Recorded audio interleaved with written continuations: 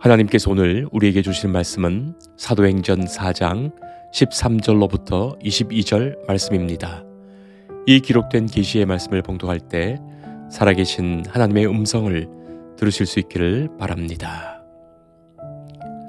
그들이 베드로와 요한이 담대하게 말함을 보고 그들을 본래 학문 없는 범인으로 알았다가 이상히 여기며 또 전에 예수와 함께 있던 줄도 알고 또 병 나은 사람이 그들과 함께 서 있는 것을 보고 비난할 말이 없는지라 명하여 공회에서 나가라 하고 서로 의논하여 이르되 이 사람들을 어떻게 할까? 그들로 말미암아 유명한 표적 나타난 것이 예루살렘에 사는 모든 사람에게 알려졌으니 우리도 부인할 수 없는지라. 이것이 민간에 더 퍼지지 못하게 그들을 위협하여 이후에는 이 이름으로 아무에게도 말하지 말게 하자 하고 그들을 불러 경고하여 도무지 예수의 이름으로 말하지도 말고 가르치지도 말라 하니 베드로와 요한이 대답하여 이르되 하나님 앞에서 너희의 말을 듣는 것이 하나님의 말씀을 듣는 것보다 옳은가 판단하라. 우리는 보고 들은 것을 말하지 아니할 수 없다 하니 관리들이 백성들 때문에 그들을 어떻게 처벌할지 방법을 찾지 못하고 다시 위협하여 놓아주었으니 이는 모든 사람이 그 된 일을 보고 하나님께 영광을 돌림이라. 이 표적으로 병 나은 사람은 40여 세나 되었더라. 아멘.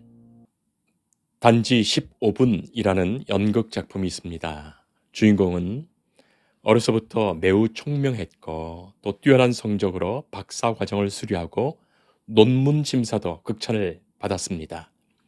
이제 학위 받을 날짜만 기다리시오. 그의 앞날은 그야말로 장밋빛 그 자체입니다. 그러던 어느 날 가슴에 심한 통증을 느껴서 정밀 검사를 받은 결과 청천벽력 같은 진단이 떨어지지요. 시한부 인생이라는 거예요. 그것도 남은 시간은 단지 15분. 그는 망연자실합니다. 이 모든 상황이 믿기지 않았습니다. 그렇게 5분이 벌써 지나갔어요. 이제 남은 인생은 10분입니다. 그때 누워있는 병실로 한 통의 전보가 오지요. 억만장자였던 삼촌이 방금 돌아가셨다는 거예요. 그의 재산을 상속할 사람은 당신뿐이니까 속히 상속 절차를 밟아달라는 그런 전보였습니다. 그러나 죽음을 앞둔 그에게 이 재산은 아무런 소용이 없지요. 그렇게 운명의 시간은 또다시 줄어드는데 그때 또 하나의 전보가 도착합니다. 당신의 박사학위 논문이 올해 최우수 논문상을 받게 된 것을 축하하며 알려주는 전보였습니다. 하지만 이 축하 전보도 그에게 아무런 위안이 되지 않았습니다. 그리고 다시 절망에 빠져 있을 때 그에게 또 하나의 전보가 날아오지요. 그토록 기다리던 연인으로부터 결혼 승낙 전보였습니다. 그러나 그 전보도 청년의 죽음을 멈추게 할 수는 없었습니다. 15분이 다 지나고 그는 숨을 거둡니다. 성도 여러분, 이 연극은 우리 인간의 삶을 15분이라는 이 짧은 시간에 응축해서 보여주지요. 우리가 마치 15분과 같은 짧은 인생을 사는데 그 죽음으로부터 우리의 생을 다시금 살펴보게 합니다. 지구 멸망 가능성을 측정하는 운명의 날 시계라는 것이 있습니다. 알베르트 아인슈타인이 주축이 되어서 1945년 창설한 미국 핵과학회. 이 핵과학회에서 매년 지구 멸망의 시간을 자정으로 설정하고 핵 위협과 이 기후변화 위기 등을 종합적으로 고려해서 이 매년 지구의 시각을 발표합니다. 1947년 자정 7분 전이었습니다. 미국과 소련이 경쟁적으로 핵실험을 하던 1953년에는 종말 2분 전까지 임박했다가 미소간 전략무기 감축 협정이 체결된 1991년 17분 전으로 가장 늦춰지지요. 그 후에 이란과 북한의 핵 프로그램 등을 이유로 2020년 자정 100초 전으로 이동했고, 러시아의 우크라이나 침공 후에 전술핵 사용 우려가 고조되어서 2023년 1월 24일 종말 시기의 초점은 이 파멸의 상징인 이 자정적으로 10초 더 이동했어요. 이로써 지구 종말까지 남은 시간이 90초입니다. 성도 여러분, 우리의 생은 참으로 유한합니다. 지혜로운 사람은 지금 내가 사는 이 생이 그냥 주어진 것이 아니라 참으로 하나님께서 허락하신 귀중한 기회의 시간임을 깨닫지요. 우리가 죽을 날이 있음을 분명히 알고 그 죽음으로부터 생을 다시 생각해 보는 것처럼 시간을 거꾸로 생각해 보면 지금 우리의 생이 어떤 의미가 있다는 것을 알게 되지요. 오늘의 말씀을 읽어보면 우리는 그것을 분명히 다시금 보게 됩니다. 예수님의 제자들이 변했습니다. 완전히 바뀌었어요. 왜일까요?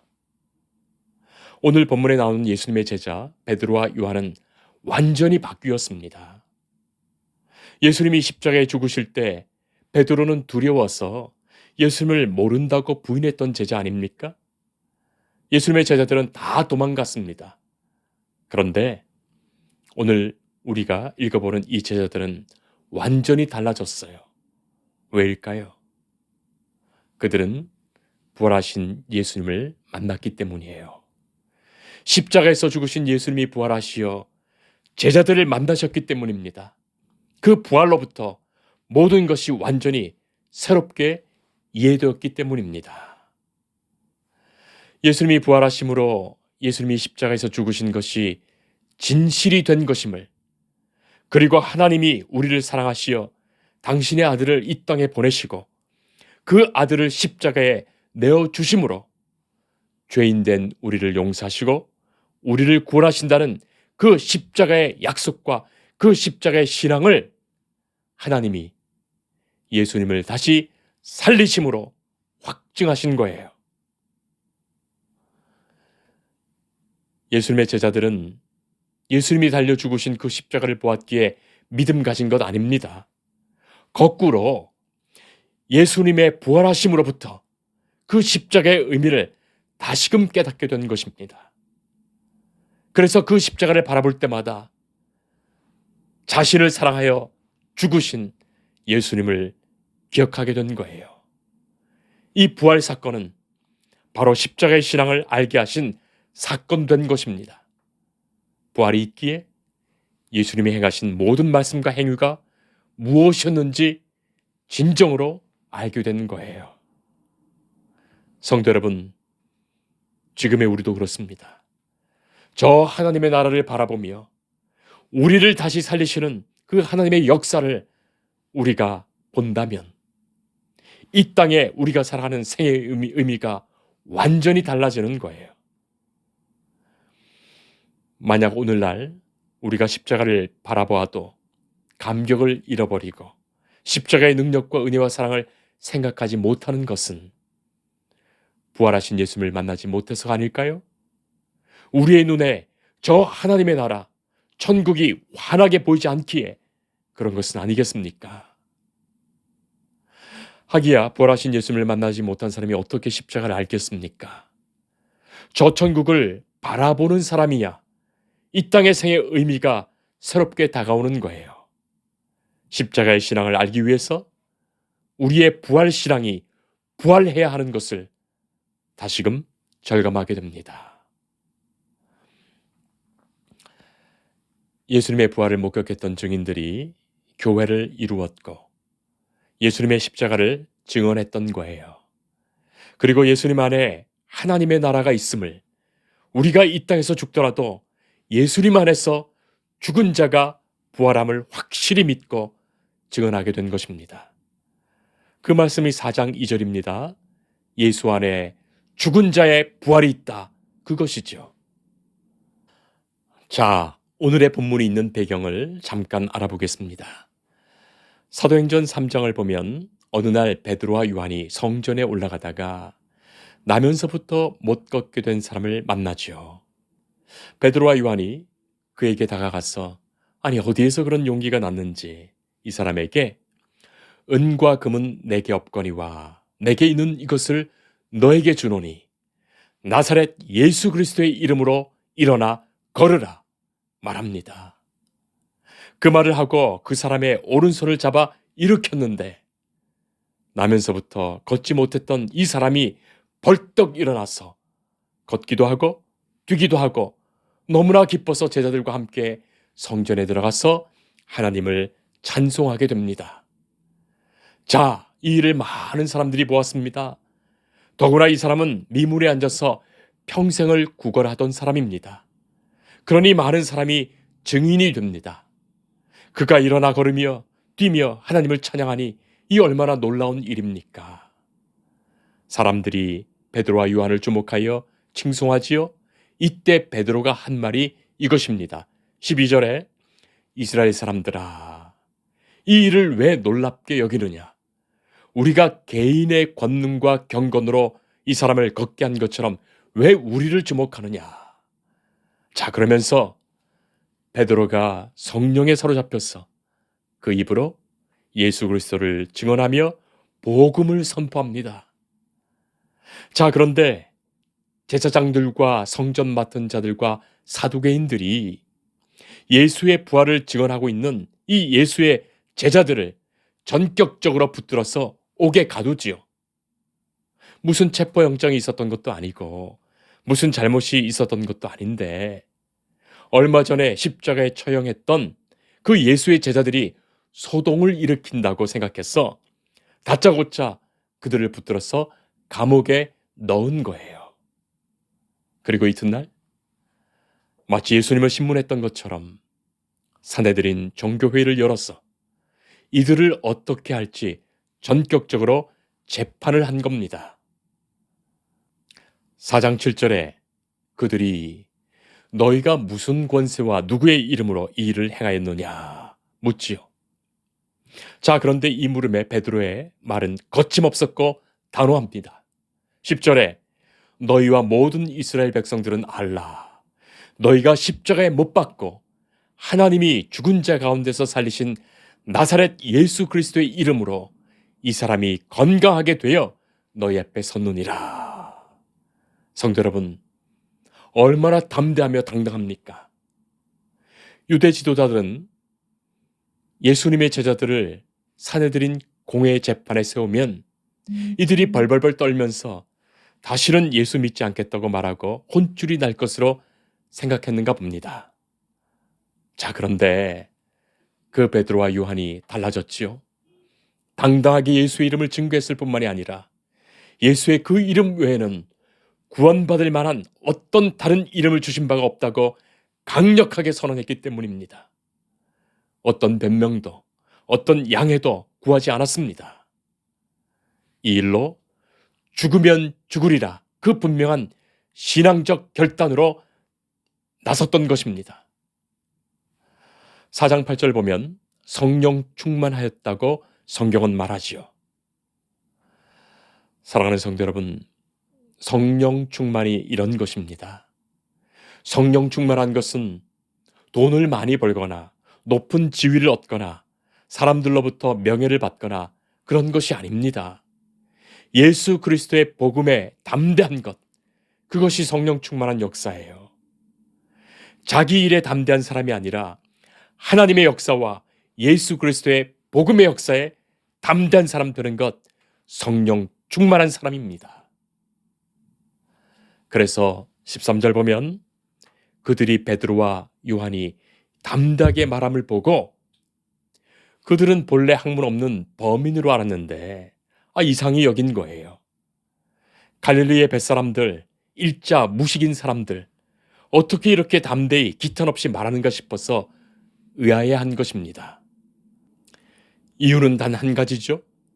십자가에 처형되었던 예수님이 부활하셨고 그 부활하신 예수님을 만났기에 그렇습니다.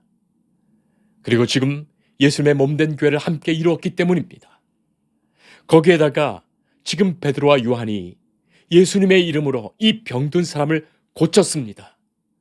날 때부터 걷지 못해서 성전 미문에서 평생을 앉아 구걸하던 이 거지를 성령 충만한 역사 중에 고치셨습니다.